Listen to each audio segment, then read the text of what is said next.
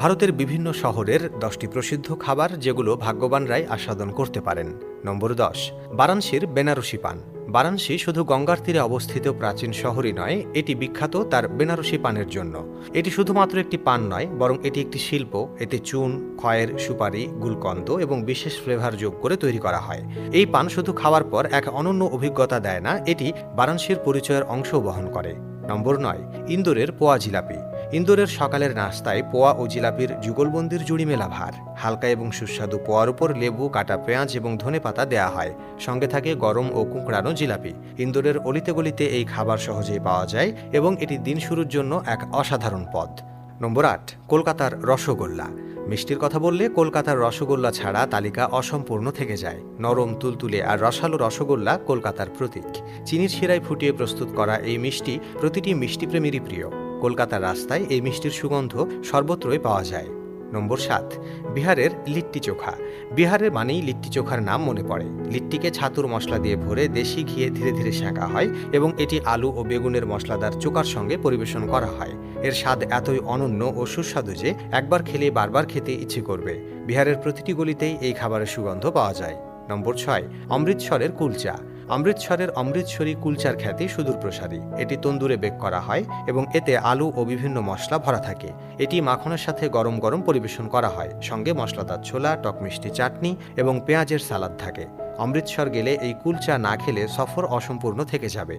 নম্বর 5, হায়দ্রাবাদের বিরিয়ানি। হায়দ্রাবাদের প্রসিদ্ধ হায়দ্রাবাদি বিরিয়ানি এই শহরের গর্ব। এটি দমপুখ্ত রীতিতে ধীরে ধীরে রান্না করা হয় এবং এতে সুগন্ধি মশলা ও লম্বা দানার বাসমতি চাল ব্যবহার করা হয়। মাটন বা চিকেনের সাথে ধীরে ধীরে রান্নার ফলে প্রতিটি চালের দানা সুস্বাদু হয়ে ওঠে। চারমিনার এলাকার প্যারাডাইস এবং সাদাব রেস্টুরেন্টে এই বিরিয়ানি সবচেয়ে জনপ্রিয়। হায়দ্রাবাদ গেলে এই রাজকীয় পদ অবশ্যই চেখে দেখা উচিত। নম্বর 4, মুম্বাইয়ের পাওভাজি। মুম্বাইয়ের স্ট্রিট ফুডের তালিকায় পাওভাজি শীর্ষে। মাখনে ভেজানো নরম পাও এবং মশলাদার সবজি ভাজির সংমিশ্রণ যে কাউকে মোহিত করতে পারে। এটি ছোট থেকে বড় সবাই পছন্দ করে। জুহু বিচ, মেরিন ড্রাইভ থেকে গেটওয়ে অফ ইন্ডিয়া পর্যন্ত মুম্বাইয়ের সর্বত্র পাওয়া যায়। এর সুগন্ধ ও স্বাদ এক অনন্য আকর্ষণ সৃষ্টি করে। নম্বর 3, আহমেদাবাদের ধোকলা। গুজরাটের আহমেদাবাদের বিখ্যাত ধোকলা একটি স্বাস্থ্যকর ও সুস্বাদু খাবার। বেসন থেকে তৈরি এই পদ নাস্তা ও স্ন্যাক্সের জন্য উপযুক্ত। এটি নারকেলের চাটনি, ধনেপাতার চাটনি এবং কখনো কখনো মিষ্টি চাটনির সঙ্গে পরিবেশন করা হয়। এর হালকা ও নরম টেক্সচার সবারই পছন্দের। এটি গুজরাটের প্রতিটি রান্নাঘরের অন্যতম প্রধান খাবার। নম্বর 2, কাশ্মীরের রোগন জোশ। কাশ্মীরের অপরূপ সৌন্দর্যের পাশাপাশি এখানকার রোগন জোশও খুব জনপ্রিয়। এটি এক ঐতিহ্যবাহী মাটন তরকারি যা বিশেষ কাশ্মীরি মশলা, দই ও ধীরে ধীরে রান্নার মাধ্যমে প্রস্তুত করা হয়। এর ঘন লাল রং ও অনন্য স্বাদ একে বিশেষ করে তোলে। এটি কাশ্মীরের প্রতিটি ঘরের রান্নায় গুরুত্বপূর্ণ স্থান দখল করে আছে এবং পর্যটকদের অবশ্যই এর স্বাদ নেওয়া উচিত। নম্বর 1, হায়দ্রাবাদের হালিম।